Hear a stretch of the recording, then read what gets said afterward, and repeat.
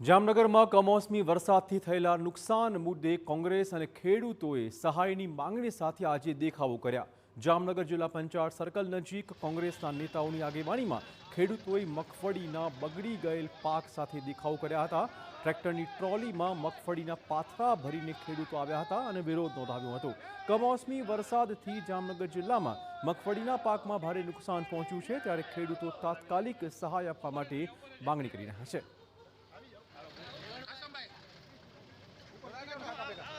જ્યારે આ નુકસાન થાય ત્યારે સરકારે તાત્કાલિક સહાય ચૂકવવી જોઈએ, કારણ કે ખેડૂત ઉપર જ દુનિયા ચાલે છે। ખેડૂત જો બરબાદ થઈ જશે તો આ દુનિયા બરબાદ થઈ જશે। ખેડૂત એ કોઈ પાર્ટીનો નથી, ખેડૂત એ કોઈ જ્ઞાતિનો નથી, ખેડૂત હંમેશા ખેડૂત છે। અને ખેડૂતને જ્યારે આ નુકસાન થતું હોય ત્યારે સરકારે ફક્ત જાહેરાતો કરીને, ફક્ત ખોટી વાતો કરીને 5-15 લોકોને પોતાના મળતિયાઓને પૈસા ચૂકવીને ખોટા આંકડા જાહેર કરી દે કે 500 કરોડની સહાય ચૂકવાઈ ગઈ ને 1000 કરોડની સહાય ચૂકવાઈ ગઈ। વાસ્તવિકતા આવી નથી। 15% જેવી મગફળી હશે કે જે કમ્પ્લીટ થઈ, એમની સિઝન પૂરી થઈ અને ખેડૂતોએ લણી લીધી છે।